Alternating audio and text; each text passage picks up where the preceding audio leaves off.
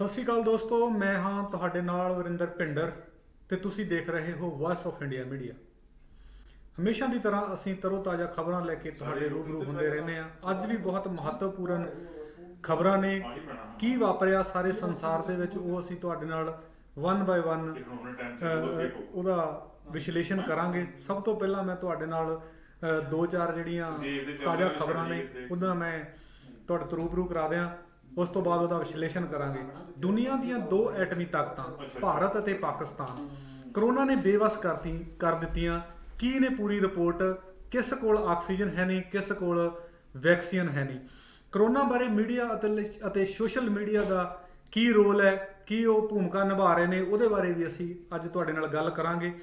Corona vaccine ਸੰਬੰਧੀ ਭਾਰਤ ਹੁਣ ਤੱਕ ਕਿਹੋ ਜਿਹੀ ਸਥਿਤੀ ਦੇ ਵਿੱਚ ਹੈ, ਅਸੀਂ ਪੂਰੀਆਂ ਉਹਦਾ ਵਿਸ਼ਲੇਸ਼ਣ ਤੁਹਾਡੇ ਨਾਲ ਇਸ ਪ੍ਰੋਗਰਾਮ ਦੇ ਵਿੱਚ ਕਰਾਂਗੇ। ਰਾਜਨੀਤਿਕ ਪਾਰਟੀਆਂ ਅਤੇ ਅਦਾਲਤਾਂ ਵੱਲੋਂ ਭਾਰਤ ਸਰਕਾਰ ਨੂੰ ਲਗਾਤਾਰ ਲਾਹਣਤਾਂ ਪੈ ਰਹੀਆਂ ਨੇ। ਕੀ ਰੋਲ ਹੈ ਰਾਜਨੀਤਿਕ ਪਾਰਟੀਆਂ ਦਾ, ਉਹਦੇ ਬਾਰੇ ਵੀ ਚਰਚਾ ਕਰਾਂਗੇ। ਸਭ ਤੋਂ ਪਹਿਲਾਂ ਅਸੀਂ ਇਸ ਸਟੂਡੀਓ ਦੇ ਵਿੱਚ ਜੀ ਆਇਆਂ ਨੂੰ ਕਹਿੰਦੇ ਹਾਂ ਸਰਦਾਰ MP ਸਿੰਘ ਜੀ ਦਾ ਤੁਹਾਡਾ ਬਹੁਤ ਬਹੁਤ ਸ਼ੁਕਰੀਆ ਜੀ। ਜੀ ਆਇਆਂ ਨੂੰ। ਮਿਹਰਬਾਨੀ ਜੀ, ਥੈਂਕ ਯੂ। ਇਸ ਪ੍ਰੋਗਰਾਮ ਦਾ ਸ਼ੁਰੂਆਤ ਅਸੀਂ ਦੋ ਐਟਮੀ ਤਾਕਤਾਂ ਤੋਂ ਕਰਦੇ ਹਾਂ, ਭਾਰਤ ਅਤੇ ਪਾਕਿਸਤਾਨ। ਬਿਲਕੁਲ। ਅੱਜ ਦੀ ਸਥਿਤੀ ਦੇ ਵਿੱਚ ਕਰੋਨਾ ਨੇ ਬੇਵੱਸ ਕਰ ਦਿੱਤੀਆਂ ਦੋਨੇ ਵੱਡੀਆਂ ਤਾਕਤਾਂ। ਕਿਸੇ ਕੋਲੇ ਆਕਸੀਜਨ ਹੈ ਨਹੀਂ, ਕਿਸੇ ਕੋਲੇ ਵੈਕਸੀਨ ਹੈ ਨਹੀਂ। ਕੀ ਸਾਰਾ ਮਸਲਾ ਹੈ ਜੀ, ਸਾਡੇ ਦਰਸ਼ਕਾਂ ਨੂੰ ਜਾਣੂ ਕਰਾਓ। ਭਿੰਡਰ ਸਾਹਿਬ, ਬੜੀ ਦੁਖਦਾਈ ਗੱਲ ਹੈ ਜੀ ਕਿ ਜਦੋਂ ਭਾਰਤ ਨੇ ਇਹ ਐਲਾਨ ਕੀਤਾ ਸੀਗਾ ਕਿ ਭਾਰਤ ਇੱਕ ਐਟਮੀ ਤਾਕਤ ਬਣ ਗਿਆ। ਜੀ ਬਿਲਕੁਲ। ਤੀਜਾ ਚੌਥਾ ਨੰਬਰ ਸੀਗਾ। ਐਟਮੀ ਤਾਕਤ ਬਣ ਕੇ ਕੀ ਖੇ ਉਡਾਈ ਹੈ, ਕੀ ਚੰਨ ਚੜ੍ਹਿਆ ਜੀ। ਅਜੇ ਤੱਕ ਲੋਕੀ ਇਸ ਗੱਲ ਤੇ ਹੀ ਫਿਕਰਮੰਦੀ ਜ਼ਾਹਰ ਕਰ ਰਿਹਾ ਕਿ ਉਹ ਐਟਮ ਬੰਬ ਜਿਹੜਾ ਬਣਾਇਆ ਜਾਂ ਐਟਮੀ ਤਾਕਤ ਜਿਹੜੀ ਬਣੀ, ਉਹ ਤਾਂ ਆਮ ਲੋਕਾਂ ਨੂੰ ਕੀ ਫਾਇਦਾ। ਬਿਲਕੁਲ। ਕੀ ਲੋਕਾਂ ਲਈ ਉਹ ਰੋਟੀ ਪੈਦਾ ਕਰੂ ਜੀ। ਕੀ ਲੋਕਾਂ ਲਈ ਅਨਾਜ ਪੈਦਾ ਕਰੂ ਭੁੱਖੇ ਢਿੱਡਾਂ ਵਾਸਤੇ? ਬਿਲਕੁਲ। ਉਹ ਮੈਨੂੰ ਲੱਗਦਾ ਕਿ ਐਟਮੀ ਤਾਕਤ ਬਣ ਕੇ ਗੁਆਂਢੀਆਂ ਨੂੰ ਡਰਾਉਣ ਵਾਲੀ ਗੱਲ ਸੀ। ਗੁਆਂਢ ਚ ਕੌਣ ਆ? ਗੁਆਂਢ ਚ ਪਾਕਿਸਤਾਨ, ਜਿਹੜਾ ਸਾਡੇ ਦੇਸ਼ ਨਾਲ ਵਿਗੜਿਆ ਰਹਿੰਦਾ, ਜਾਂ ਕਹਿ ਲਓ ਸਾਡਾ ਦੇਸ਼ ਉਹਦੇ ਨਾਲ ਵਿਗੜਿਆ ਰਹਿੰਦਾ। ਭਾਰਤ ਦਾ ਪਾਕਿਸਤਾਨ ਦਾ ਨਾਲ ਨਹੀਂ ਕਰੂਰਾ ਰਲਦਾ ਤੇ ਪਾਕਿਸਤਾਨ ਦਾ ਭਾਰਤ ਨਾਲ ਰਲਦਾ। ਉਹ ਉਹਨੂੰ ਅੱਖਾਂ ਵਿਖਾਉਂਦਾ ਤੇ ਉਹ ਉਹਨੂੰ ਵਿਖਾਉਂਦਾ। ਜਦੋਂ ਭਾਰਤ ਨੇ ਇਹ ਐਲਾਨ ਕੀਤਾ ਕਿ ਅਸੀਂ ਐਟਮੀ ਤਾਕਤ ਬਣ ਗਏ ਹਾਂ, ਔਰ ਅਟਲ ਬਿਹਾਰੀ ਵਾਜਪਾਈ ਦੀ ਸਰਕਾਰ ਸੀਗੀ ਉਦੋਂ, ਪੋਖਰਨ ਰਾਜਸਥਾਨ ਦੇ ਵਿੱਚ ਪੋਖਰਨ ਜਗ੍ਹਾ ਇੱਕ ਹੈਗੀ ਆ, ਉਸ ਉੱਥੇ ਜਾ ਕੇ ਐਟਮੀ ਧਮਾਕੇ ਜਿਹੜੇ ਉਹ ਕੀਤੇ ਗਏ, ਟੈਸਟ ਕੀਤੇ ਗਏ। ਮੈਨੂੰ ਇਹ ਦੱਸ ਕੇ ਵੀ ਥੋੜ੍ਹੀ ਜਿਹੀ ਆਉਂਦੀ ਹੈ ਗੱਲ, ਦੁੱਖ ਵੀ ਹੁੰਦਾ ਕਿ ਉਸ ਵੇਲੇ ਰਾਜਸਥਾਨ ਦੇ ਗਵਰਨਰ ਜਿਹੜੇ ਸੀ ਉਹ ਪੰਜਾਬ ਦੇ ਕਿਸੇ ਸਮੇਂ ਵਿਧਾਨ ਸਭਾ 'ਚ ਸਪੀਕਰ ਰਹੇ ਦਰਬਾਰਾ ਸਿੰਘ ਸੀਗੇ। ਦਰਬਾਰਾ ਸਿੰਘ ਦਾ ਪਿੰਡ ਜਿਹੜਾ ਉਹ ਮਸੀਆਂ ਤੇ ਮੇਰਾ ਪਿੰਡ ਲੋਹੀਆਂ, ਅਸੀਂ ਨੇੜੇ ਨੇੜੇ ਗੁਆਂਢੀ ਹਾਂ, ਤੇ ਉਹ ਉੱਥੋਂ ਦੀ ਗਰਮੀ ਨਾ ਝੱਲਦੇ ਹੋਏ ਆਉਂਦੇ 2-3 ਦਿਨਾਂ ਦੇ ਵਿੱਚ ਹੀ ਚੱਲ ਵਸੇ ਸੀ ਜਦੋਂ ਪੋਖਰਨ ਧਮਾਕੇ ਹੋਏ। ਜਦੋਂ ਪੋਖਰਨ ਧਮਾਕੇ ਇੰਡੀਆ ਨੇ ਕੀਤੇ ਤੇ ਪਾਕਿਸਤਾਨ ਵਾਲੇ ਕਿਹੜੇ ਕਿਸੇ ਨੂੰ ਦੇਣਾ ਘੱਟ ਸੀ। ਉਹਨਾਂ ਨੇ ਕਹਿ ਦਿੱਤਾ ਕਿ ਅਸੀਂ ਵੀ ਪਰਮਾਣੂ ਸ਼ਕਤੀ ਬਣ ਜਾਣਾ, ਔਰ ਬਣ ਗਏ। ਪਰਮਾਣੂ ਸ਼ਕਤੀ ਬਣ ਕੇ ਇੰਡੀਆ ਨੇ ਕੀ ਖੱਟਿਆ, ਭਾਰਤ ਨੇ ਕੀ ਖੱਟਿਆ ਤੇ ਪਾਕਿਸਤਾਨ ਨੇ ਕੀ ਖੱਟਿਆ, ਜਾਂ ਦੋਨਾਂ ਦੇਸ਼ ਨੇ ਕੀ ਗਵਾਇਆ, ਇਹ ਹੁਣ ਸਾਰਾ ਕੁਝ ਸਾਹਮਣੇ ਆ ਗਿਆ। ਜਦੋਂ ਅਸੀਂ ਇੱਕ ਮਹਾਮਾਰੀ ਵਿਸ਼ਵ ਪੱਧਰ ਤੇ ਇੰਟਰਨੈਸ਼ਨਲ ਲੈਵਲ ਤੇ ਮਹਾਮਾਰੀ ਫੈਲੀ ਹੋਈ ਹੈ ਕਰੋਨਾ ਦੀ, ਤੇ ਅਸੀਂ ਆਪਣੇ ਲੋਕਾਂ ਦੀਆਂ ਜਾਨਾਂ ਹੀ ਨਹੀਂ ਬਚਾ ਸਕੇ। ਇੰਡੀਆ ਦੇ ਵਿੱਚ ਦੁਨੀਆ ਤਰ੍ਹਾਂ ਕਰਦੀ ਫਿਰਦੀ ਹੈ, ਮਾਰੋ ਮਾਰੀ ਹੋਈ ਹੋਈ ਹੈ। ਲੋਕਾਂ ਨੂੰ ਬਚਾਉਣ ਦੇ ਲਈ ਇੱਕ ਸਧਾਰਨ ਤੋਂ ਸਧਾਰਨ ਚੀਜ਼ ਆਕਸੀਜਨ, ਕਿੱਡਾ ਕੁ ਵੱਡਾ ਮਸਲਾ ਹੈ। ਆਕਸੀਜਨ ਪ੍ਰੋਵਾਈਡ ਨਹੀਂ ਕਰ ਸਕਦੇ। ਬਹੁਤੇ ਲੋਕਾਂ ਦੀ ਮਰਨ ਵਾਲਿਆਂ ਦੀ ਗਿਣਤੀ ਹੁਣ ਕਰੋਨਾ ਦੀ ਮਹਾਮਾਰੀ ਤੇ ਹੈ ਹੀ ਹੈ, ਪਰ ਮਰੇ ਕਿਉਂ? ਕਿਉਂਕਿ ਹਸਪੀਟਲ ਦੇ ਵਿੱਚ ਆਕਸੀਜਨ ਹੀ ਹੈ ਨਹੀਂ ਸੀ। ਜੇ ਘਰ ਕੋਈ ਰਹਿਣਾ ਚਾਹੁੰਦਾ, ਆਈਸੋਲੇਟ ਰਹਿਣਾ ਚਾਹੁੰਦਾ, ਜਾਂ ਉਹਨੂੰ ਲੱਗਦਾ ਕਿ ਮੈਨੂੰ ਥੋੜ੍ਹੀ ਬਹੁਤੀ ਪ੍ਰੋਬਲਮ ਹੈ, ਜੇ ਹਸਪੀਟਲ ਭਾਵੇਂ ਨਾ ਜਾਵਾਂ ਮੈਂ, ਤੇ ਉਹ ਘਰ ਵੀ ਆਕਸੀਜਨ ਦਾ ਪ੍ਰਬੰਧ ਨਹੀਂ ਕਰ ਸਕਦਾ। ਇਹ ਹਾਲਤ ਬਣ ਗਈ ਆ, ਔਰ ਗੁਆਂਢੀਆਂ ਮੁਲਕਾਂ ਤੋਂ ਅਸੀਂ ਆਕਸੀਜਨ ਜਿਹੜੀ ਆ ਉਹ ਲੈ ਰਹੇ ਹਾਂ। ਪਰਮਾਣੂ ਧਮਾਕੇ ਕਰਕੇ ਕੀ ਖੱਟ ਲਿਆ, ਪਰਮਾਣੂ ਤਾਕਤ ਬਣ ਕੇ ਕੀ ਖੱਟ ਲਿਆ, ਗੁਆਂਢੀਆਂ ਦਾ ਵੀ ਹਾਲ ਸੁਣ ਲਓ। ਸਾਡੇ ਕੋਲ ਇੰਡੀਆ ਦੇ ਕੋਲ ਜੇ ਆਕਸੀਜਨ ਨਹੀਂ ਹੈ, ਉਹਨਾਂ ਕੋਲ ਵੈਕਸੀਨ ਨਹੀਂ ਹੈ। ਅੱਜ ਦੇ ਦਿਨ ਭਾਵੇਂ ਪਾਕਿਸਤਾਨ ਨੇ ਫਰਾਖ ਦਿਲੀ ਦਿਖਾਈ ਆ, ਉਹਨੇ ਇਹ ਕਹਿ ਦਿੱਤਾ ਕਿ ਸਾਡੇ ਜਿਹੜੇ ਹਵਾਈ ਅੱਡੇ ਹੈਗੇ ਆ ਉਹ ਯੂਜ਼ ਕੀਤੇ ਜਾ ਸਕਦੇ ਆ ਜੇ ਭਾਰਤ ਨੂੰ ਬਾਹਰਲੇ ਦੇਸ਼ਾਂ ਤੋਂ ਕਿਤੋਂ ਕਰੋਨਾ ਵੈਕਸੀਨ ਆਉਂਦੀ ਆ ਜਾਂ ਆਕਸੀਜਨ ਆਉਂਦੀ ਆ। ਇੱਥੋਂ ਤੱਕ ਉਹਨੇ ਆਪ ਕਹਿਤਾ ਕਿ ਸਾਡੇ ਕੋਲ ਆਕਸੀਜਨ ਬਹੁਤ ਹੈ ਜੀ, ਅਸੀਂ ਦੇਣ ਨੂੰ ਤਿਆਰ ਆ, ਪਰ ਸਾਡੇ ਆਕੜਖੋਰ ਹਾਕਮ ਜਿਹੜੇ ਉਹ ਕਹਿੰਦੇ ਨੋ ਪਾਕਿਸਤਾਨ ਕੋਲ ਲੈਣੀ ਅਸੀਂ ਤਾਂ ਨਿਰਭਰ, ਅਸੀਂ ਪਹਿਲਾਂ ਹੀ ਨਿਰਭਰ ਹੈਗੇ ਆ ਅਸੀਂ। ਹਾਂ, ਅਸੀਂ ਤਾਂ ਆਤਮ ਨਿਰਭਰ ਹਾਂ, ਅਸੀਂ ਤਾਂ ਲੈਣੀ ਨਹੀਂ ਉਹਨਾਂ ਕੋਲੋਂ ਆਕਸੀਜਨ। ਹਾਲਤ ਉੱਥੇ ਵੀ ਬਹੁਤੀ ਕੋਈ ਚੰਗੀ ਨਹੀਂ ਹੈ। ਉੱਥੇ ਚੰਗੀ ਇਸ ਕਰਕੇ ਨਹੀਂ ਹੈ ਕਿ ਉੱਥੇ ਉਹਨਾਂ ਕੋਲ ਵੈਕਸੀਨ ਨਹੀਂ ਹੈ। ਭਾਰਤ ਕੋਲ ਵੈਕਸੀਨ ਹੈਗੀ ਸੀਗੀ, ਇਹਨੇ ਚਲੋ ਚੰਗੀ ਗੱਲ ਆ ਫਰਾਖ ਦੇ ਲਈ ਦਿਖਾਈ, ਦੂਜੇ ਦੇਸ਼ਾਂ ਨੂੰ ਜਿਨ੍ਹਾਂ ਕੋਲ ਹੈ ਨਹੀਂ ਸੀ ਉਹਨਾਂ ਨੂੰ ਸਪਲਾਈ ਕੀਤੀ, ਈਵਨ ਕੈਨੇਡਾ ਦੇ ਕੋਲ ਵੀ ਆਈ। ਗੱਲ ਇੱਥੇ ਇੱਕ ਥੋੜੀ ਇਹ ਵੀ ਬਣਦੀ ਆ ਕਿ ਆਪਦੀ ਜਨਤਾ ਨੂੰ ਤਾਂ ਪੂਰੀ ਨਹੀਂ ਆ ਰਹੀ ਜੀ। ਹੁਣ ਉੱਥੇ ਤਾਂ ਕਾਲ ਪਿਆ ਵੈਕਸੀਨ ਤਾਂ ਮਿਲ ਹੀ ਨਹੀਂ ਰਹੀ ਲੋਕਾਂ ਨੂੰ। ਐਲਾਨ ਕਰਤਾ 1 ਮਈ ਤੋਂ ਅਸੀਂ ਸਾਰਿਆਂ ਨੂੰ ਕਰ ਦਾਂਗੇ। ਦੇਖੋ ਇੱਕ ਗੱਲ MP ਸਿੰਘ ਜੀ ਮੈਂ ਇੱਕ ਕਹਿਣੀ ਚਾਹੁੰਦਾ ਕਿ 1 ਤਰੀਕ ਦਾ ਐਲਾਨ ਕਰਤਾ, ਕੀ ਪ੍ਰਧਾਨ ਮੰਤਰੀ ਨੂੰ ਅੰਕੜਿਆਂ ਦਾ ਨਹੀਂ ਪਤਾ ਕਿ ਕਿੰਨੀ ਜਨਤਾ ਤੇ ਕਿੰਨੀ ਸਾਡੇ ਕੋਲ ਸਟਾਕ ਦੇ ਵਿੱਚ ਪਈ ਆ? ਸਭ ਕੁਝ ਪਤਾ ਜੀ, ਸਾਰਾ ਕੁਝ ਪਤਾ। ਤੇ 1 ਤਰੀਕ ਦਾ ਐਲਾਨ ਕਰਤਾ, ਉੱਥੇ ਤਾਂ ਹਾਹਾਕਾਰ ਮਚ ਗਈ। ਮੈਂ ਤੁਹਾਨੂੰ ਇੱਕ ਹੋਰ ਗੱਲ ਇਹਦੇ ਚ ਐਡ ਕਰ ਦੇਣੀ ਚਾਹੁੰਦਾ। ਹਾਂਜੀ, ਭਾਰਤ ਦੀ ਇੱਕ ਬਹੁਤ ਹੀ ਵਿਸ਼ਵ ਪੱਧਰ ਦੀ ਕੰਪਨੀ ਹੈ ਸੀਰਮ, ਹਾਂਜੀ, ਜਿਹੜੀ ਵੈਕਸੀਨ ਬਣਾਉਂਦੀ ਹੈ। ਜਿਹੜਾ ਸੀਰਮ ਦਾ ਮੁਖੀ ਹੈ, ਮਾਲਕ ਹੈ, ਉਹ ਪੂਨਾਵਾਲਾ ਇਦਾਂ ਕਰਕੇ ਨਾਂ ਉਹਦਾ ਹੈ। ਪੂਨਾਵਾਲਾ ਦੇਸ਼ ਛੱਡ ਕੇ ਭੱਜ ਗਿਆ ਜੀ। ਉਹਨੂੰ ਜ਼ੈਡ ਸਿਕਿਉਰਿਟੀ ਮਿਲੀ ਹੋਈ ਸੀਗੀ। ਉਹਨੂੰ ਜ਼ੈਡ ਸਿਕਿਉਰਿਟੀ ਇਸ ਕਰਕੇ ਮਿਲੀ ਸੀਗੀ ਕਿ ਕੋਈ ਉਹਦੇ ਤੇ ਕੋਈ ਹਮਲਾ ਤਾਂ ਨਾ ਕਰ ਦੂ। ਅੱਜ ਉਹ ਉਸ ਫਰਮ ਤੇ, ਸੀਰਮ ਦੀ ਕੰਪਨੀ ਜਿਹੜੀ ਹੈ, ਸੀਰਮ ਕੰਪਨੀ, ਉਹਦੇ ਤੇ ਸਿੱਟ ਤੀ ਸਾਰੀ ਗੱਲ ਕਿ ਪੂਰੇ ਦੇਸ਼ ਨੂੰ ਵੈਕਸੀਨ ਸਪਲਾਈ ਤੂੰ ਕਰਨੀ ਜਿੱਥੋਂ ਮਰਜ਼ੀ ਲੈ ਕੇ ਆ। ਉਹ ਮਾਲਕ ਹੀ ਦੇਸ਼ ਛੱਡ ਕੇ ਭੱਜ ਗਿਆ ਕਿ ਮੈਂ ਤਾਂ, ਮੇਰੇ ਸਿਰ ਤੇ ਸਾਰਾ ਕੁਝ ਸੁੱਟ ਦਿੱਤਾ। ਜ਼ਿੰਮੇਵਾਰੀ ਕਿਹਦੀ ਸੀਗੀ? ਦੇਸ਼ ਦਾ ਪ੍ਰਧਾਨ ਮੰਤਰੀ ਨਹੀਂ ਭੱਜਾ। ਦੇਸ਼ ਦਾ ਪ੍ਰਧਾਨ ਮੰਤਰੀ ਜਿਹੜਾ ਵਾ ਉਹ ਅਜੇ ਵੀ ਆਪਣੇ ਆਪ ਨੂੰ ਕਹਿੰਦਾ ਕਿ ਨਹੀਂ ਜੀ ਸਾਡੇ ਤਾਂ ਕੋਈ ਦਿੱਕਤ ਨਹੀਂ ਹੈਗੀ। ਜਿਹੜੀ ਦਵਾਈ ਬਣਾਉਣ ਵਾਲੀ ਕੰਪਨੀ ਉਹਦਾ ਮਾਲਕ ਭੱਜ ਗਿਆ। ਇਹ ਸਾਡੇ ਦੇਸ਼ ਦੀ ਹਾਲਤ ਆ ਜੀ।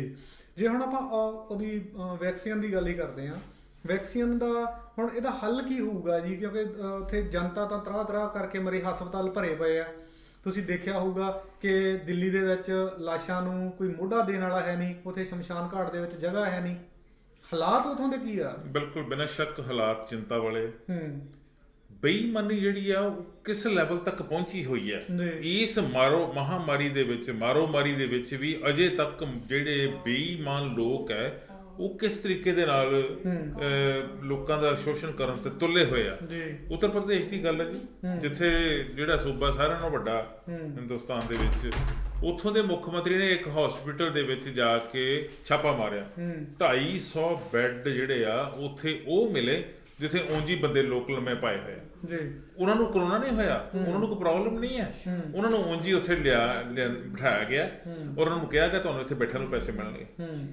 ਔਰ ਜਦੋਂ ਕੋਈ ਆਉਂਦਾ, ਸ਼ਾਹੂਕਾਰ ਬੰਦਾ ਆਉਂਦਾ ਜਿਹੜਾ ਚੰਗੇ ਚੋਖੇ ਪੈਸੇ ਹਸਪੀਟਲ ਨੂੰ ਦੇ ਸਕਦਾ ਆਪਦੇ ਮਰੀਜ਼ ਨੂੰ ਬਚਾਉਣ ਦੇ ਲਈ, ਜਦੋਂ ਉਹ ਆਉਂਦਾ ਉਹ ਦਵਾਈ ਦੇ ਲਈ ਲੱਖਾਂ ਰੁਪਈਆ ਵੀ ਖਰਚ ਸਕਦਾ, ਉਹ ਆਕਸੀਜਨ ਦੀ ਲੱਖਾਂ ਰੁਪਈਆ ਵੀ ਖਰਚ ਸਕਦਾ। ਉਹਦੀ ਉੱਚ ਹਿੰਮਤ ਹੈ, ਸਰਦਾ ਪੁੱਜਦਾ। ਤੇ ਜਦੋਂ ਉਹ ਹਸਪੀਟਲ ਵੱਲ ਆਉਂਦਾ ਵਾ ਤੇ ਫਿਰ ਉਹ ਜਿਹੜਾ ਪਹਿਲਾਂ ਲੰਮਾ ਪੈਸੇ ਪਾਇਆ ਹੈ ਬੰਦਾ, ਮਰੀਜ਼ ਨਹੀਂ ਹੈਗਾ, ਉਹ ਉਂਝ ਹੀ ਉਹਨੂੰ ਲੰਮੇ ਪਾਇਆ ਹੈ, ਉਹਨੂੰ ਉਠਾਉਂਦੇ ਜਾ ਪਈ ਤੂੰ ਹੁਣ ਨੈਗੇਟਿਵ ਨਹੀਂ ਹੈਗਾ, ਤੂੰ ਪੋਜ਼ਿਟਿਵ ਨਹੀਂ ਹੈਗਾ, ਨੈਗੇਟਿਵ ਆ, ਤੂੰ ਆਪਣੇ ਘਰ ਜਾ ਕੇ ਆਰਾਮ ਕਰ ਤੇ ਤੈਨੂੰ ਲੋੜ ਨਹੀਂ, ਆ ਚੱਕ 5000 ਰੁਪਈਆ ਜਾਂ 10000 ਰੁਪਈਆ ਉਹਨੂੰ ਦੇ ਦਿੰਦੇ। ਇਹੋ ਜਿਹੇ ਉਹਨਾਂ ਨੇ ਯੂਪੀ ਦੇ ਮੁੱਖ ਮੰਤਰੀ ਨੇ ਛਾਪਾ ਮਾਰ ਕੇ 250 ਬੈੱਡ ਖਾਲੀ ਕਰਵਾਏ। ਉਂਝ ਇਹ ਗੱਲ ਕਿਸੇ ਹੱਦ ਤੱਕ ਸੱਚੀ ਹੋਊਗੀ ਜੀ। ਮੈਂ ਇੱਕ ਚੈਨਲ ਤੋਂ ਨਿਊਜ਼ ਵੇਖ ਰਿਹਾ ਸੀਗਾ ਤੇ ਪੰਜਾਬ ਦੇ ਇੱਕ BJP ਲੀਡਰ ਨੇ, ਭੰਡਾਰੀ, ਮੈਨੂੰ ਪੂਰਾ ਨਾਂ ਨਹੀਂ ਚੇਤਾ ਰਿਹਾ ਉਹਦਾ, ਭੰਡਾਰੀ ਨੇ ਕਿਹਾ ਜੀ 75% ਜਿਹੜੇ ਬੈੱਡ ਆ ਉਹ ਖਾਲੀ ਆ ਹਸਪਤਾਲਾਂ 'ਚ। ਉਹ ਕਿੱਥੇ ਖਾਲੀ ਹੈ ਇਹ ਪਤਾ ਨਹੀਂ। ਜੇ ਉਹ ਇਸ ਤਰੀਕੇ ਨਾਲ ਹੀ ਖਾਲੀ ਹੈ ਤੇ ਫਿਰ ਸਾਡੇ ਲਈ ਸ਼ਰਮਨਾਕ ਵਰਤਾਰਾ ਹੈਗਾ ਜਿਹੜਾ ਹੋ ਰਿਹਾ ਕਿ ਅਸੀਂ ਬਿਨਾਂ ਜਿਨ੍ਹਾਂ ਨੂੰ ਕੋਈ ਦਿੱਕਤ ਨਹੀਂ ਹੈ ਅਸੀਂ ਉਹਨਾਂ ਨੂੰ ਉੱਥੇ ਹਸਪਤਾਲਾਂ 'ਚ ਲੰਮੇ ਪਾਇਆ ਹੈ, ਤੇ ਜਿਨ੍ਹਾਂ ਨੂੰ ਦਿੱਕਤ ਹੈ, ਜਿਨ੍ਹਾਂ ਨੂੰ ਪ੍ਰੋਬਲਮ ਹੈ, ਜਿਨ੍ਹਾਂ ਨੂੰ ਕਰੋਨਾ ਚੰਬੜ ਗਿਆ, ਜਿਹੜੇ ਸੱਚੀ ਮੁੱਚੀ ਉਹਦੇ ਪੀੜਤ ਹੈ, ਉਹ ਸੜਕਾਂ ਤੇ ਪਏ ਰੁਲਦੇ ਪਏ ਆ ਔਰ ਉਹ ਮਰ ਜਾਂਦੇ ਆ ਤੇ ਫਿਰ ਉਹਨਾਂ ਨੂੰ ਸੰਸਕਾਰ ਕਰਨ ਵਾਸਤੇ ਵੀ ਜਗ੍ਹਾ ਨਹੀਂ ਮਿਲਦੀ।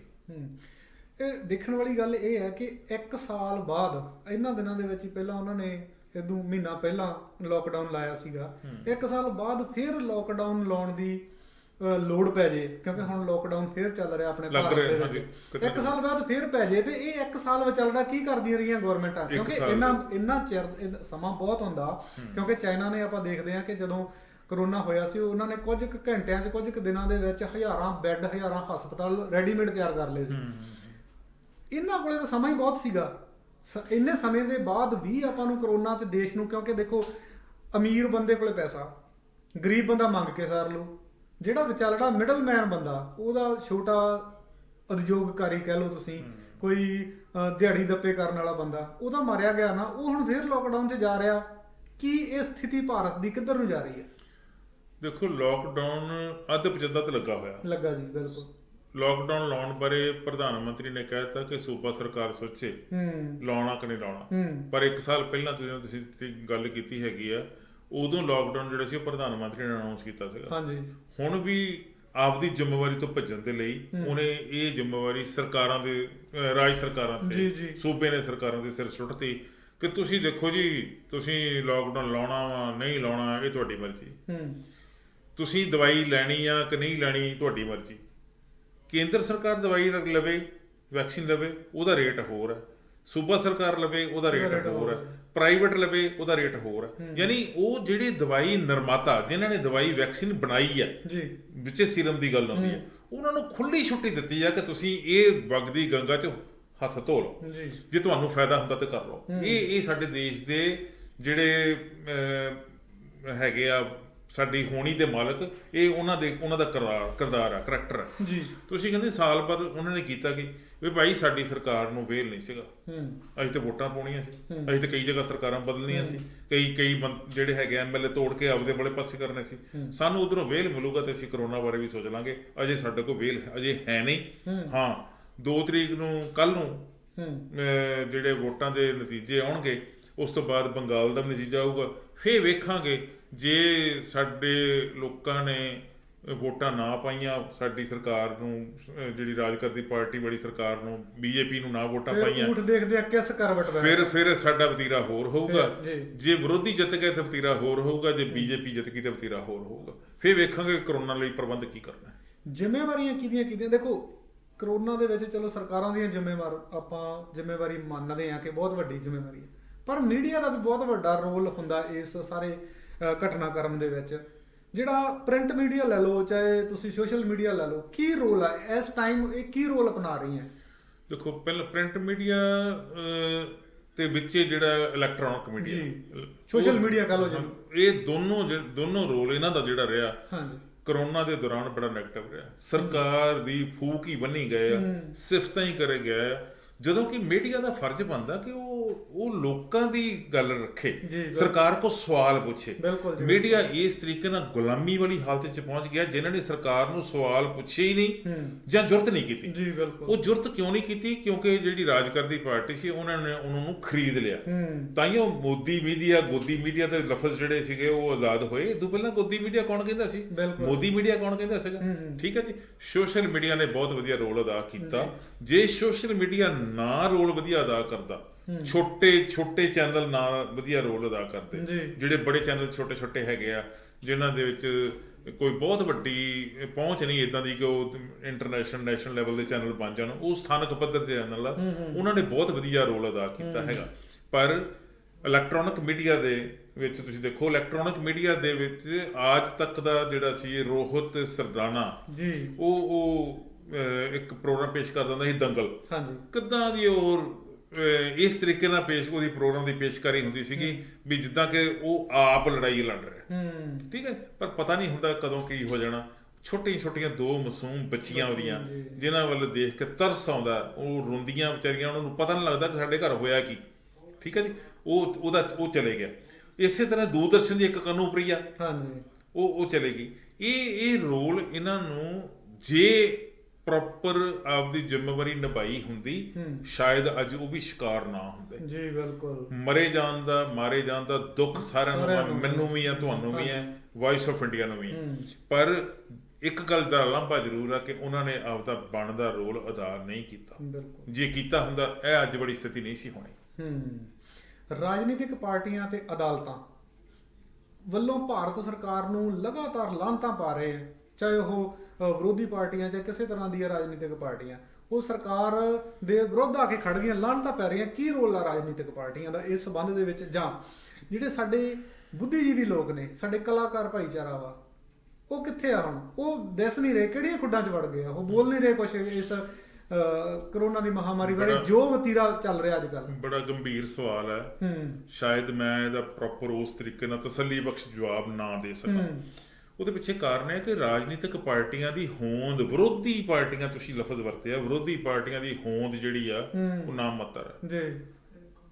ਭਾਜਪਾ ਨੇ, ਬੀਜੇਪੀ ਨੇ ਇਸ ਤਰੀਕੇ ਨਾਲ ਸਾਰਾ ਕੁਝ ਸੈਟਅਪ ਕੀਤਾ ਕਿ ਵਿਰੋਧੀ ਪਾਰਟੀਆਂ ਜਿਹੜੀਆਂ ਉਹ ਰਹਿਣ ਨਹੀਂ ਦੇਣੀਆਂ। ਕਾਂਗਰਸ ਮੁਕਤ ਭਾਰਤ ਜਿਹੜਾ ਉਹ ਬਣਾਇਆ ਗਿਆ। ਕਾਂਗਰਸ ਤਾਂ ਕਹਿੰਦੇ ਕਿਉਂਕਿ ਮੁੱਖ ਵਿਰੋਧੀ ਪਾਰਟੀ ਕਾਂਗਰਸ ਸੀ, ਜਾਂ ਬੀਜੇਪੀ ਦੀ ਮੋਦੀ ਦੀ ਸਰਕਾਰ ਤੋਂ ਪਹਿਲਾਂ ਕਾਂਗਰਸੀ ਸਰਕਾਰ ਸੀ। 2 ਟਰਮਸ ਜਿਹੜੀਆਂ ਉਹ ਡਾਕਟਰ ਮਨਮੋਹਨ ਸਿੰਘ ਨੇ ਜਿਹੜੀਆਂ ਸੀਗੀਆਂ ਲਈਆਂ ਸੀ, ਉਹ ਤੋਂ ਪਹਿਲਾਂ ਬੀਜੇਪੀ ਦੀ ਸਰਕਾਰ ਹੁੰਦੀ ਸੀ। ਫਿਰ 2 ਟਰਮ, ਹੁਣ ਦੂਜੀ ਟਰਮ ਜਿਹੜੀ ਆ ਉਹ ਮੋਦੀ ਸਾਹਿਬ ਦੀ ਚੱਲਦੀ ਪਈ ਹੈਗੀ। ਵਿਰੋਧੀ ਪਾਰਟੀਆਂ ਦਾ ਵਜੂਦ ਉੱਥੇ ਹੈ ਨਹੀਂ। ਜਿਹੜੀਆਂ ਵੀ ਮਾੜੇ ਮੋਟੇ ਲੀਡਰ ਹੈਗੇ ਸਿੱਖਦੇ ਉਹ ਕਦੀ ਕਦੀ ਗੱਲ ਕਰਨ ਦੀ ਕੋਸ਼ਿਸ਼ ਕਰਦੇ ਆ। ਨਾ ਤਾਂ ਮੀਡੀਆ ਉਹਨਾਂ ਦੀ ਗੱਲ ਨੂੰ ਤਵੱਜੋ ਦਿੰਦਾ, ਨਾ ਲੋਕ ਹੀ ਤਵੱਜੋ ਦਿੰਦਾ। ਲੋਕਾਂ ਨੂੰ ਪਤਾ ਕਿ ਇਹਨਾਂ ਦੇ ਪੱਲੇ ਕੁਛ ਨਹੀਂ, ਇਸ ਕਰਕੇ ਇਹਨਾਂ ਦੇ ਰੋਲ ਦੀ ਕੋਈ ਅਹਿਮੀਅਤ ਨਹੀਂ ਬਣਦੀ। ਜਿਸ ਤੱਕ ਤੁਸੀਂ ਸਵਾਲ ਕੀਤਾ ਬੁੱਧੀਜੀਵੀਆਂ ਦਾ, ਬਹੁਤ ਵਧੀਆ ਵਾਜਬ ਸਵਾਲ। ਬੁੱਧੀਜੀਵੀ ਆਪਦਾ ਬਣਦਾ ਰੋਲ ਅਦਾ ਕਰ ਰਹੇ ਆ, ਪਰ ਬਹੁਤ ਘੱਟ ਕਰਨਾ ਚਾਹੀਦਾ। ਬਹੁਤ ਜਿਹੜੇ ਲੇਖਕ ਕਲਾਕਾਰ ਆ ਉਹਨਾਂ ਨੂੰ ਆਪਦਾ ਰੋਲ ਅਦਾ ਕਰਨਾ ਚਾਹੀਦਾ। ਉਹ ਸਰਕਾਰ ਦੀਆਂ ਨਾਕਾਮੀਆਂ ਨੂੰ ਨਿੰਦਦੇ ਆ, ਸਰਕਾਰ ਦੀਆਂ ਨਾਕਾਮੀਆਂ ਨੂੰ ਬੇਪਰਦ ਕਰਦੇ ਆ, ਨੰਗਿਆਂ ਕਰਦੇ ਆ, ਲੋਕਾਂ ਸਾਹਮਣੇ ਲੈ ਕੇ ਆਉਂਦੇ ਆ, ਇਹ ਆਪਦਾ ਫਰਜ਼ ਨਿਭਾਉਂਦੇ ਆ। ਪਰ ਜਿਹੜੇ ਕਲਾਕਾਰਾਂ ਦੀ ਗੱਲ, ਕਲਾਕਾਰਾਂ ਦੇ ਵਿੱਚੋਂ ਮੈਂ ਫਿਲਮੀ ਕਲਾਕਾਰਾਂ ਦੀ ਗੱਲ ਕਰਨੀ ਚਾਹੁੰਦਾ। ਫਿਲਮੀ ਕਲਾਕਾਰ ਜਦੋਂ ਪਿਛਲੇ ਸਾਲ ਕਰੋਨਾ ਦੇ ਸਟਾਰਟਿੰਗ ਦੇ ਵਿੱਚ ਹੀ ਮੋਦੀ ਸਾਹਿਬ ਨੇ ਇਹ ਕਿਹਾ ਸੀ ਕਿ ਕੋਠਿਆਂ ਤੇ ਚੜ੍ਹ ਕੇ ਤੁਸੀਂ ਥਾਲੀਆਂ ਖੜਕਾਓ ਜਾਂ ਦੀਵੇ ਮੋਮਬੱਤੀਆਂ ਜਗਾਓ, ਉਦੋਂ ਅਮਿਤਾਭ ਬੱਚਨ ਵੀ, ਉਦੋਂ ਹੇਮਾ ਮਾਲਿਨੀ ਵੀ, ਧਰਮਿੰਦਰ ਵੀ, ਉਦੋਂ ਅਕਸ਼ੇ ਕੁਮਾਰ ਵੀ, ਉਦੋਂ ਹੋਰ ਜਿਹੜੇ ਲੋਕ ਸੀਗੇ, ਜਿਹੜੇ ਕਰੈਕਟਰ ਸੀਗੇ, ਉਹ ਵੀ ਮਤਲਬ ਉਹ ਗੱਲਾਂ ਸਾਰੀਆਂ ਕਰਦੇ ਰਹੇ, ਉਹ ਵੀ ਥਾਲੀਆਂ ਖੜਕਾਉਂਦੇ ਰਹੇ। ਠੀਕ ਹੈ, ਪਰ ਸਾਡੇ ਆਮ ਲੋਕਾਂ ਨੂੰ ਇਸ ਗੱਲ ਦਾ ਪਤਾ ਹੀ ਨਹੀਂ ਸੀਗਾ, ਉਹ ਮੂਰਖ ਬਣਦੇ ਰਹੇ, ਉਹਨਾਂ ਨੇ ਵੀ ਖੜਕਾਈਆਂ। ਪਰ ਬੁੱਧੀਜੀਵੀ ਜਿਹੜੇ, ਇਹ ਵੀ ਆਪਣੇ ਆਪ ਨੂੰ ਬੁੱਧੀਜੀਵੀ ਕਹਾਉਂਦੇ ਆ ਆਰਟਿਸਟ, ਜਿਹੜੇ ਫਿਲਮੀ ਆਰਟਿਸਟ ਹੈਗੇ, ਅੱਜ ਉਹ ਕੋਈ ਨਹੀਂ ਬੋਲ ਰਿਹਾ, ਨਹੀਂ ਬੋਲ ਰਿਹਾ। ਕਰੋੜਾਂ ਰੁਪਈਆਂ ਦੀ ਆਮਦਨ ਉਹਨਾਂ ਨੂੰ ਹਰ ਸਾਲ, ਬੇਸ਼ੱਕ ਐਸ 1 ਸਾਲ ਦੇ ਵਿੱਚ 2020 ਵਿੱਚ ਜਾਂ ਕਹਿ ਲਓ ਆ 4 ਮਹੀਨੇ ਲੰਘ ਗਏ ਆ ਅਪ੍ਰੈਲ ਤੱਕ, ਤਾਂ ਉਹਨਾਂ ਨੂੰ ਆਮਦਨ ਨਹੀਂ ਹੋਈ ਹੋਊਗੀ ਜਾਂ ਘੱਟ ਹੋਈ ਹੋਊਗੀ ਜਾਂ ਨਹੀਂ ਹੋਈ ਆਮਦਨ। ਉਹ ਤਰੀਕਾ ਲੱਭ ਲੈਂਦੇ ਜੀ, ਉਹ ਫਿਲਮੀ ਪਰਦੇ ਤੋਂ ਹਟ ਕੇ ਜਿਹੜੇ ਟੀਵੀ ਵਾਲੇ ਪਰਦੇ ਤੇ ਆ ਜਾਂਦੇ, ਛੋਟੇ ਪਰਦੇ ਤੇ ਆ ਜਾਂਦੇ ਆ, ਉੱਥੋਂ ਕਮਾਈ ਦੇ ਸਾਧਨ ਉਹਨਾਂ ਨੂੰ ਬਰਕਰਾਰ ਰਹਿੰਦੇ ਆ। ਪਰ ਉਹਨਾਂ ਨੇ ਆਪਦੀ ਕਮਾਈ ਦੇ ਵਿੱਚੋਂ 1 ਰੁਪਈਆ ਵੀ ਲੋਕਾਂ ਦੀ ਭਲਾਈ ਲਈ ਖਰਚਣ ਦੀ ਜਿਹੜੀ ਤਕਲੀਫ ਨਹੀਂ, ਜ਼ਹਿਮਤ ਨਹੀਂ ਉਠਾਈ। ਹੋ ਸਕਦਾ ਪ੍ਰਧਾਨ ਮੰਤਰੀ ਕੇਅਰ ਫੰਡ ਜਿਹੜਾ ਇੱਕ ਬਣਿਆ ਸੀਗਾ, ਉਹਦੇ ਵਿੱਚ ਲੁਕ ਛੁਪ ਕੇ ਪੈਸੇ ਦੇ ਦਿੱਤੇ ਹੋਣ, ਪਰ ਉਹ ਕਿੱਥੇ ਕੰਮ ਆਏ ਜਾਂ ਕਿੱਥੇ ਆਉਣੇ ਆ? ਨਾ ਕੋਈ ਹਿਸਾਬ ਦਾ ਪੁੱਛਣ ਵਾਲਾ, ਨਾ ਕੋਈ ਹਿਸਾਬ ਦਾ ਦੇਣਾ ਚਾਹੁੰਦਾ। ਚੰਗਾ ਹੁੰਦਾ ਜੇ ਕਿਸੇ ਦਾ ਹੀਰੋ ਅਮਿਤਾਭ ਬੱਚਨ ਆ, ਜੇ ਕਿਸੇ ਦੀ ਹੀਰੋਇਨ ਰੇਖਾ, ਜੇ ਕਿਸੇ ਦਾ ਆਦਰਸ਼ ਧਰਮਿੰਦਰ ਆ, ਜੇ ਕਿਸੇ ਦਾ ਆਦਰਸ਼ ਜਿਹੜਾ ਹੈਗਾ ਕਰੈਕਟਰ ਕਪਿਲ ਦੇਵ ਆ ਜਾਂ ਹੋਰ ਹੈਗੇ ਆ, ਠੀਕ ਹੈ ਜੀ, ਉਹ ਮਾਸਟਰ ਬਲਾਸਟ ਆ, ਤੇ ਜੇ ਉਹ ਸਾਰੇ ਅੱਗੇ ਆਉਂਦੇ ਤੇ ਉਹ ਕਹਿੰਦੇ ਬਈ ਆਹ ਚੱਕੋ ਸਾਡੇ ਕੋਲੋਂ ਪੈਸੇ, ਅਸੀਂ ਕੰਟਰੀਬਿਊਟ ਕਰ ਸਕਦੇ ਹਾਂ, ਅਸੀਂ ਆਕਸੀਜਨ ਦੇ ਪੈਸੇ ਖਰਚ ਸਕਦੇ ਹਾਂ। ਛੋਟੀਆਂ ਛੋਟੀਆਂ ਲੋਕ ਫੈਕਟਰੀਆਂ ਦੇ ਲੋਕ ਜਿਹੜੇ ਆ ਉਹ ਕਹਿ ਸਕਦੇ ਆ ਕਿ ਸਾਡੀ ਫੈਕਟਰੀ ਦਾ ਸਾਰਾ ਪ੍ਰੋਡਕਸ਼ਨ ਜਿਹੜੀ ਡਾਈਵਰਟ ਅਸੀਂ ਕਰ ਦਿੱਤੀ ਹੈ, ਸਿਰਫ ਅਸੀਂ ਇਹਦੀ ਆਕਸੀਜਨ ਗੈਸ ਦੀ ਪ੍ਰੋਡਕਸ਼ਨ ਕਰਨੀ ਹੈ। ਇਹ ਨਹੀਂ ਕਰ ਸਕਦੇ। ਜੇ ਇੱਕ ਗੁਜਰਾਤ ਦੇ ਵਿੱਚ ਇੱਕ ਕਿਸੇ ਦਾ ਪੁੱਤਰ ਚੱਲ ਵਸਿਆ ਤੇ ਉਸ ਫੈਮਿਲੀ ਨੇ ਆਪਦੀ ਪੂਰੀ ਪੂੰਜੀ ਜਿਹੜੀ ਆ ਉਹ ਇਸ ਕੰਮ ਤੇ ਲਾਤੀ ਕਿ ਸਾਡਾ ਪੁੱਤਰ ਤਾਂ ਸਾਨੂੰ ਨਹੀਂ ਮਿਲ ਸਕਦਾ, ਪਰ ਦੂਜਿਆਂ ਦੇ ਕਿਉਂ ਜਾਣ। ਸੋ ਇੱਕ ਛੋਟੀ ਜੀ ਬੱਚੀ ਜਿਹੜੀ ਆ ਉਹ ਘਰ, ਉਹਦਾ ਬਾਪ ਜਿਹੜਾ ਛੋਟੀ ਕਮਾਈ ਦਾ ਸਾਧਨ ਆ, ਉਹ ਟੇਲਰ ਹੈ, ਤੇ ਉਹ ਵਿਚਾਰੀ ਕੁੜੀ ਜਿਹੜੀ ਆ ਉਹ ਘਰੇ ਬੈਠੀ ਮਾਸਕ ਬਣਾਈ ਜਾਂਦੀ ਤੇ ਲੋਕਾਂ ਨੂੰ ਮੁਫਤ ਵੰਡੀ ਜਾਂਦੀ। ਸੋ ਮਤਲਬ ਇਹੋ ਜਿਹਾ ਕਰ ਸਕਦੇ ਆ। ਤੇ ਅਮਿਤਾਭ ਬੱਚਨ ਨੂੰ ਕੀ ਹੋਇਆ, ਰੇਖਾ ਨੂੰ ਕੀ ਹੋਇਆ, ਹੇਮਾ ਮਾਲਿਨੀ ਧਰਮਿੰਦਰ ਨੂੰ ਕੀ ਹੋਇਆ, ਅਕਸ਼ੇ ਕੁਮਾਰ ਨੂੰ ਕੀ ਹੋਇਆ, ਮਾਸਟਰ ਬਲਾਸਟ ਨੂੰ ਕੀ ਹੋਇਆ, ਠੀਕ ਹੈ ਜੀ, ਉਹ ਕਿਉਂ ਨਹੀਂ ਕਰ ਸਕਦੇ? ਸੋ ਮਤਲਬ ਉਹਨਾਂ ਨੂੰ ਵੀ ਅੱਗੇ ਆਉਣਾ ਚਾਹੀਦਾ। ਉਹ ਸੱਚੀ ਮੁੱਚੀ ਤੁਸੀਂ ਜਿਵੇਂ ਕਹਿੰਦੇ ਆ ਵੀ ਖੁੱਡਾਂ 'ਚ ਵੜ ਗਏ, ਉਹਨਾਂ ਨੂੰ ਖੁੱਡਾਂ ਤੋਂ ਬਾਹਰ ਆਉਣਾ ਪਊਗਾ। ਜਿਹੜੇ ਤੇ ਲੋਕੀ ਮਾਫ ਨਹੀਂ ਕਰਦੇ, ਭੁੱਲ ਜਾਂਦੇ ਹੁੰਦੇ ਆ ਕਿ ਇਹ ਸਾਡੇ ਹੀਰੋ ਹੈ। ਹੀਰੋ ਉਹ ਅਸਲ 'ਚ ਤਾਂ ਹੁੰਦੇ ਨਹੀਂ, ਅਸਲ 'ਚ ਤਾਂ ਉਹ ਹੀਰੋ ਪਰਦੇ ਉੱਤੇ ਹੀ ਆ। ਪਰ ਜੇ ਕੋਈ ਮਨ ਵਿੱਚ, ਦਿਲ ਵਿੱਚ ਉਹਨਾਂ ਦੀ ਤਸਵੀਰ ਬਣਾ ਕੇ ਬੈਠਾ ਕਿ ਇਹ ਮੇਰਾ ਆਦਰਸ਼ ਹੈ, ਮੇਰਾ ਹੀਰੋ ਆ, ਭੁੱਲ ਜਾਣਗੇ ਲੋਕ। ਕਰੋਨਾ ਬਾਰੇ ਆਖਰੀ ਸਵਾਲ ਹੈ ਜੀ ਕਿ ਇਸ ਟਾਈਮ ਭਾਰਤ ਦੀ ਸਥਿਤੀ ਕਿਹੋ ਜਿਹੀ ਸਥਿਤੀ ਵਿੱਚ, ਦੂਸਰਾ ਕਿਹੋ ਜਿਹੇ ਪ੍ਰਬੰਧ ਆ ਉੱਥੇ ਕਰੋਨਾ ਬਾਬਤ, ਕਿਉਂਕਿ ਤੁਸੀਂ ਵੀ ਇੱਥੇ ਵੈਕਸੀਨ ਲਵਾਈ ਆ, ਇੱਥੋਂ ਦੇ ਪ੍ਰਬੰਧਾਂ ਬਾਰੇ ਤੇ ਭਾਰਤ ਦੇ ਪ੍ਰਬੰਧਾਂ ਬਾਰੇ ਅਸੀਂ ਥੋੜਾ ਜਿਹਾ ਮੈਂ ਤੁਹਾਡੇ ਤੋਂ ਜਾਣਨਾ ਚਾਹੁੰਦਾ ਵੀ ਡਿਫਰੈਂਸ ਹੈ ਕੋਈ ਕਿ ਵਾਕਈ ਇੱਥੇ ਤੇ ਉੱਥੋਂ ਦਾ ਕੋਈ ਫਰਕ ਨਹੀਂ। ਮੈਂ ਵੈਕਸੀਨ ਲਵਾਉਣ ਜਦੋਂ ਗਿਆ ਜੀ, ਕੱਲ ਦੀ ਗੱਲ ਹੈ, ਹਾਂਜੀ, ਆਰਬੀਸੀ ਕਨਵੈਨਸ਼ਨ ਸੈਂਟਰ ਵਿਨੀਪੈਗ ਦਾ ਸਭ ਤੋਂ ਵੱਡੀ ਬਿਲਡਿੰਗ ਉਹਨਾਂ ਨੇ ਪੂਰੀ ਦੀ ਪੂਰੀ ਜਿਹੜੀ ਸੀ ਆਕੂਪਾਈ ਕੀਤੀ ਹੋਈ ਸੀਗੀ ਵੈਕਸੀਨ ਲਵਾਉਣ ਵਾਸਤੇ ਜੀ। ਮੇਰਾ ਵੈਕਸੀਨ ਲਵਾਉਣ ਦਾ ਟਾਈਮ ਸੀ ਜੀ 11:40। ਮੈਂ 1 ਘੰਟਾ ਐਡਵਾਂਸ ਪਹੁੰਚ ਗਿਆ। ਉਹ ਕਹਿੰਦੇ ਨਹੀਂ, ਤੁਹਾਨੂੰ ਐਡਵਾਂਸ ਆਉਣ ਦੀ ਲੋੜ ਨਹੀਂ, ਆਪਣੀ ਕਾਰ 'ਚ ਜਾ ਕੇ ਬੈਠੋ। ਅੱਛਾ ਜੀ। ਤੁਸੀਂ ਸਿਰਫ 10 ਮਿੰਟ ਪਹਿਲਾਂ ਆਉਣਾ। ਤੁਸੀਂ ਪਿੰਡਰ ਸਾਹਿਬ ਸੱਚ ਮੰਨੋ 11:40 ਪੂਰੇ ਹੋਏ ਸੀ, ਮੈਂ ਆਪਣੇ ਮੋਬਾਈਲ ਤੇ ਵੇਖੇ ਜਦੋਂ ਮੇਰੇ ਖੱਬੇ ਮੋਢੇ ਤੇ ਵੈਕਸੀਨ ਲੱਗ ਰਹੀ ਸੀ ਜੀ। 1 ਸਕਿੰਟ ਅੱਗੇ ਨਹੀਂ, 1 ਸਕਿੰਟ ਪਿੱਛੇ। ਇੰਨੇ ਜ਼ਬਰਦਸਤ ਪ੍ਰਬੰਧ ਵੇਖ ਕੇ ਮੈਨੂੰ ਇਸ ਗੱਲ ਤੇ ਸ਼ਰਮ ਆ ਰਹੀ ਸੀ ਕਿ ਮੈਂ ਕਿਹੜੀ ਕੰਟਰੀ ਨੂੰ ਬਿਲੋਂਗ ਕਰਦਾ। ਉੱਥੇ ਤਾਂ ਇਦਾਂ ਦੇ ਪ੍ਰਬੰਧ ਹੀ ਨਹੀਂ। ਤੁਸੀਂ ਸਵੇਰੇ ਚਲੇ ਜਾਓ, ਡਾਕਟਰ ਸਾਹਿਬ ਹੈ ਨਹੀਂ, ਨਰਸ ਹੈ ਨਹੀਂ, ਹੋਰ ਤਾਂ ਹੋਰ ਦਵਾਈ ਹੈ ਨਹੀਂ, ਜੇ ਜਨਰਲੀ ਵੀ ਤੁਸੀਂ ਕਿਸੇ ਉਹ ਵੀ ਕਹਿਣਾ ਚਾਹੁੰਦਾ ਸੀ ਵੀ ਸਾਡੇ ਚਲੋ ਭਾਰਤ ਦੀ ਵੀ ਤੁਸੀਂ ਦੱਸ ਦਿਓ ਮਾੜਾ ਜਿਹਾ ਵੀ ਉੱਥੋਂ ਦੇ ਪ੍ਰਬੰਧ ਕਿੱਦਾਂ ਦੇ ਆ। 5000 ਲੋਕਾਂ ਨੂੰ ਰੋਜ਼ ਵੈਕਸੀਨ ਲੱਗ ਰਹੀ ਵਿਨੀਪੈਗ 'ਚ ਜੀ। 5000 ਲੋਕਾਂ ਨੂੰ। ਔਰ ਜਿੱਦਾਂ ਤੁਸੀਂ ਗੱਲ ਕੀਤੀ ਹੈ ਕਿ 1 ਮਈ ਤੋਂ 18 ਸਾਲ ਤੋਂ ਉੱਪਰ ਵਾਲੇ ਸਾਰਿਆਂ ਨੂੰ ਲਾਉਣ ਦੀ ਗੱਲ ਇੰਡੀਆ ਨੇ ਅਨਾਉਂਸ ਕੀਤੀ, ਕੈਨੇਡਾ ਨੇ ਵੀ ਕੀਤੀ ਹੋਈ ਹੈ। ਕੈਨੇਡਾ ਨੇ ਕੈਨੇਡਾ ਨੇ ਲਾ ਦੇਣੀ ਆ, ਉਹਨਾਂ ਕੋਲ ਲੱਗਣੀ ਨਹੀਂ। ਉੱਥੇ ਦਵਾਈ ਹੈ ਨਹੀਂ, ਵੈਕਸੀਨ ਹੀ ਹੈ ਨਹੀਂ ਇਸ ਵੇਲੇ। ਵੈਕਸੀਨ ਦਾ ਜਿਹੜਾ ਨਿਰਮਾਤਾ ਸੀਰਮ ਦਾ ਮਾਲਕ ਹੈ, ਸੀਰਮ ਇੰਸਟੀਚਿਊਟ ਦਾ, ਉਹ ਵੀ ਭੱਜ ਗਿਆ। ਠੀਕ ਹੈ ਜੀ। ਉਹਨੂੰ ਲੱਗਦਾ ਕਿ ਮੇਰੇ ਕੋਲੋਂ ਇਹ ਜਿਹੜੀ ਸਪਲਾਈ ਪੂਰੀ ਕਰ ਨਹੀਂ ਹੋਣੀ, ਪ੍ਰੋਡਕਸ਼ਨ ਪੂਰੀ ਕਰ ਨਹੀਂ ਹੋਣੀ। ਠੀਕ ਹੈ ਜੀ। ਪਰ ਜਿਸ ਤਰੀਕੇ ਦੇ ਪ੍ਰਬੰਧ ਸੀ ਜੀ, ਅਸ਼ਕੇ ਜਾਣ ਨੂੰ ਜੀ ਕਰਦਾ, ਬਹੁਤ ਸਿਫਤ ਕਰਨ ਨੂੰ ਜੀ ਕਰਦਾ। ਮੇਰੇ ਕੋਲ ਸ਼ਬਦ ਨਹੀਂ। ਮੇਰਾ ਉਸ ਵੇਲੇ ਮਨ ਭਰ ਆਇਆ ਸੀਗਾ ਇਹ ਪ੍ਰਬੰਧ ਵੇਖ ਕੇ ਕਿ ਇੰਨੇ ਖੂਬਸੂਰਤ ਦੇਸ਼ 'ਚ ਅਸੀਂ ਰਹਿੰਦੇ ਪਏ, ਇੰਨੀ ਜ਼ਿੰਮੇਵਾਰੀ ਨਾਲ ਹੈਲਥ ਅਥਾਰਟੀਜ਼, ਹੈਲਥ ਦੇ ਜਿਹੜੇ ਕੰਮੇ ਹੈਗੇ ਆ, ਉਹ ਚਾਹੇ ਨਰਸਾਂ, ਚਾਹੇ ਉਹਨਾਂ ਦੇ ਨਾਲ ਜਿਹੜਾ ਸਟਾਫ ਹੈ, ਡਾਕਟਰ ਹੋਣਗੇ, ਵਲੰਟੀਅਰ ਵੀ ਬਹੁਤ ਉੱਥੇ ਸੀਗੇ, ਬਹੁਤ ਸਿਸਟੇਮੈਟਿਕਲੀ ਇੰਨੇ ਪਿਆਰੇ ਤਰੀਕੇ ਦੇ ਨਾਲ ਉਹ ਪੇਸ਼ ਆਉਂਦੇ ਆ, ਗਾਈਡ ਕਰਦੇ ਆ। ਤੁਹਾਨੂੰ ਕੋਈ ਪਰੇਸ਼ਾਨੀ ਨਹੀਂ। ਮੈਂ ਤਾਂ ਇੱਕ ਹੋਰ ਦੱਸਾਂ ਜੀ, ਆਰਬੀਸੀ ਕਨਵੈਨਸ਼ਨ ਸੈਂਟਰ ਦੇ ਜਿਹੜੀ ਗਰਾਊਂਡ ਫਲੋਰ ਹੈ ਜਿੱਥੇ ਕਾਰ ਪਾਰਕ ਮੈਂ ਕੀਤੀ, ਮੈਂ ਤਾਂ 1.5 ਘੰਟਾ ਕਾਰ ਪਾਰਕ ਰੱਖੀ, 2 ਘੰਟੇ। ਮੇਰੇ ਕੋਈ ਫੀਸ ਨਹੀਂ ਲੱਗੀ ਜੀ। ਅੱਛਾ ਜੀ। ਮੈਨੂੰ ਬਾਹਰ ਨਿਕਲਣ ਕਿਹਾ ਜੀ ਤੁਸੀਂ ਕਾਰ ਪਾਰਕ ਥੱਲੇ ਕੀਤੀ ਹੋਈ? ਮੈਂ ਕਿਹਾ ਹਾਂਜੀ। ਕਹਿੰਦੇ ਆ ਲਓ ਜੀ ਟੋਕਨ ਵੋਚਰ, ਤੁਹਾਨੂੰ ਪੈਸੇ ਦੇਣ ਦੀ ਲੋੜ ਨਹੀਂ ਜੀ। ਦਵਾਈ ਵੀ ਫ੍ਰੀ ਹੈ। ਤੇ ਉੱਥੇ ਪਾਰਕਿੰਗ ਮੈਂ 2 ਘੰਟੇ ਕਰ ਛੱਡੀ। ਉਦੋਂ ਮੈਂ 2 ਘੰਟੇ ਉੱਥੇ ਕਰਦਾ, ਸ਼ਾਇਦ 10-12 ਮਿੰਟ ਅੱਗੋਂ ਪਿੱਛੋਂ ਦੇ ਕੇ ਆਉਂਦਾ ਕਿਸੇ ਹੋਰ ਫੰਕਸ਼ਨ ਤੇ ਜਾਂਦਾ। ਤੇ ਉੱਥੇ ਤਾਂ ਇਹ ਪਤਾ ਲੱਗਿਆ ਜੀ ਕਿ ਸਰਕਾਰੀ ਹਸਪਤਾਲਾਂ ਦੇ ਵਿੱਚ ਵੀ ਹੁਣ ਕਰੋਨਾ ਦੇ ਪੈਸੇ, ਵੈਕਸੀਨ ਦੇ ਪੈਸੇ ਦੇਣੇ ਪੈ ਰਹੇ ਆ ਲੋਕਾਂ ਨੂੰ। ਬਿਲਕੁਲ ਦੇਣੇ ਪੈ ਸਕਦੇ ਜੀ। ਹੁਣ ਤੁਸੀਂ ਗੱਲ ਇੱਕ ਪੁੱਛੀ ਸੀਗੀ ਮੈਨੂੰ ਕਿ ਭਾਰਤ ਦੀ ਸਥਿਤੀ ਕੀ ਹੈ ਜੀ। ਹਾਂਜੀ। ਪਹਿਲੀ ਡੋਜ਼ ਜਿਹੜੀ ਲੱਗਣੀ ਸੀਗੀ ਉਹ ਮੇਰੇ ਕੋਲ 4-5 ਦੇਸ਼ਾਂ ਦਾ ਹਵਾਲਾ ਹੈਗਾ। ਇਜ਼ਰਾਈਲ ਦੇ ਵਿੱਚ 42.4%, 42.4% ਲੋਕਾਂ ਨੂੰ ਵੈਕਸੀਨ ਪਹਿਲੀ ਡੋਜ਼ ਲੱਗ ਚੁੱਕੀ ਜੀ। ਔਰ ਬ੍ਰਿਟੇਨ ਦੇ ਵਿੱਚ ਜਿੱਥੇ ਬਹੁਤ ਜ਼ਿਆਦਾ ਹਾਹਾਕਾਰ ਮਚੀ ਹੋਈ ਸੀ, ਉੱਥੇ ਵੀ 50.2, 50% ਤੋਂ ਜ਼ਿਆਦਾ ਲੋਕਾਂ ਦੇ ਪਹਿਲੀ ਡੋਜ਼ ਲੱਗ ਚੁੱਕੀ। ਅਮਰੀਕਾ ਵਿੱਚ ਹਾਹਾਕਾਰ ਮਚੀ ਹੋਈ ਸੀ, ਕੰਟਰੋਲ ਕਰ ਲਿਆ ਉਹਨਾਂ ਨੇ ਔਰ ਕਰ ਜਾਣਾ। ਉਹਨਾਂ ਨੇ ਟਾਰਗੇਟ ਫਿਕਸ ਕਰਤਾ ਕਿ ਇਸ ਦਿਨ ਤੱਕ ਅਸੀਂ 100% ਵੈਕਸੀਨ ਲਾ ਦੇਣੀ। 42 ਜਿਹੜੀ ਇਹ % ਲੋਕਾਂ ਨੂੰ ਵੈਕਸੀਨ ਲੱਗ ਚੁੱਕੀ ਹੈ। 42.7। ਹਾਂਜੀ। ਚਿੱਲੀ ਇੱਕ ਦੇ ਛੋਟਾ ਜਿਹਾ ਜੀ, 42% ਲੋਕਾਂ ਨੂੰ ਉੱਥੇ ਲੱਗ ਚੁੱਕੀ ਹੈ। ਹੁਣ ਭਾਰਤ ਦੀ ਵਾਰੀ ਦੱਸਾਂ ਕਿੰਨੇ ਲੱਗ ਚੁੱਕੇ? ਭਾਰਤ ਵਿੱਚ ਪਹਿਲੀ ਵੈਕਸੀਨ 6.7% ਲੋਕਾਂ ਨੂੰ ਲੱਗੀ ਹੈ। 6.7%। 7% ਲਾ ਲਓ। ਹੁਣ ਦੂਜੀ ਡੋਜ਼ ਦੀ ਗੱਲ ਕਰਦਾ। ਦੂਜੀ ਡੋਜ਼ ਜਿਹੜੀ ਹੈ ਜੀ ਇਜ਼ਰਾਈਲ ਵਿੱਚ ਜਿਹੜੀ ਆ ਉਹ 58.7% ਲੋਕਾਂ ਨੂੰ ਲੱਗ ਚੁੱਕੀ ਹੈ। ਬ੍ਰਿਟੇਨ ਵਿੱਚ 33.8% ਲੋਕਾਂ ਨੂੰ ਲੱਗ ਚੁੱਕੀ ਹੈ। ਅਮਰੀਕਾ ਵਿੱਚ 30% ਲੋਕਾਂ ਨੂੰ ਲੱਗ ਚੁੱਕੀ ਹੈ। ਔਰ ਬ੍ਰਿਟੇਨ ਦੇ ਵਿੱਚ 20.7% ਲੋਕਾਂ ਨੂੰ, ਚਿਲੀ ਵਿੱਚ 20.7% ਲੋਕਾਂ ਨੂੰ ਲੱਗ ਚੁੱਕੀ ਹੈ। ਭਾਰਤ ਵਿੱਚ ਲੈਸ ਦੈਨ 2%। ਅਜੇ 2% ਲੋਕਾਂ ਨੂੰ 1.8, ਇਹ ਕੱਲ ਦੀ ਖਬਰ ਹੈ, ਮੇਰੇ ਕੋਲ ਅੱਜ ਨਹੀਂ, ਹੋ ਸਕਦਾ ਅੱਜ 1.8 ਦੀ ਬਜਾਏ 2 ਹੋ ਗਿਆ ਹੋਵੇ। ਹਾਂਜੀ। ਇਹ ਹੈ ਸਾਡੇ ਭਾਰਤ ਦੀ ਸਥਿਤੀ। ਚਿੰਤਾ ਕਰਨੀ ਵਾਜਬ ਆ, ਆਪਾਂ ਨੂੰ ਵੀ ਸਾਰਿਆਂ ਨੂੰ ਚਿੰਤਾ ਕਰਨੀ ਬਹੁਤ ਜਿਹੜਾ ਸਾਡੀ ਚਿੰਤਾ ਦਾ ਵਿਸ਼ਾ ਇਹ ਬਣਿਆ ਹੋਇਆ ਕਿ ਹੁਣ ਭਾਰਤ ਦਾ ਕੀ ਬਣੂਗਾ, ਕਿਉਂਕਿ ਉੱਥੇ ਵੈਕਸੀਨ ਹੈ ਨਹੀਂ, ਆਕਸੀਜਨ ਹੈ ਨਹੀਂ, ਕਿੱਧਰ ਨੂੰ ਜਾ ਰਹੇ ਨੇ ਲੋਕ। ਮੈਂ ਇੱਕ ਤੁਹਾਨੂੰ ਹੋਰ ਦੱਸਣੀ ਚਾਹੁੰਦਾ ਜੀ, ਮੱਧ ਪ੍ਰਦੇਸ਼ ਦੇ ਵਿੱਚ ਇੱਕ ਟਰੱਕ ਫੜਿਆ, ਟਰੱਕ ਚੱਲਦਾ ਸੀ, ਡਰਾਈਵਰ ਹੈ ਨਹੀਂ ਸੀ। ਹਾਂਜੀ, ਭੱਜ ਗਿਆ ਟਰੱਕ। ਉਹ ਡਰਾਈਵਰ ਭੱਜ ਗਿਆ ਜਾਂ ਕਿੱਦਾਂ, ਉਹਦੇ ਵਿੱਚ ਵੈਕਸੀਨ ਸੀਗੀ ਜੀ। ਉਹਦੇ ਵਿੱਚ ਵੈਕਸੀਨ ਸੀ, ਕੌਣ ਮਾਲਕ ਉਹਦਾ, ਕਿੱਥੋਂ ਆਈ, ਕਿੱਥੇ ਜਾਣੀ, ਕੁਝ ਨਹੀਂ ਪਤਾ। 2,40,000 2.5 ਲੱਖ ਦੇ ਕਰੀਬ, ਹਾਂ 2,40,000 ਲੋਕਾਂ ਨੂੰ ਉਹ ਡੋਜ਼ ਲੱਗਣੀ ਸੀ ਜੀ।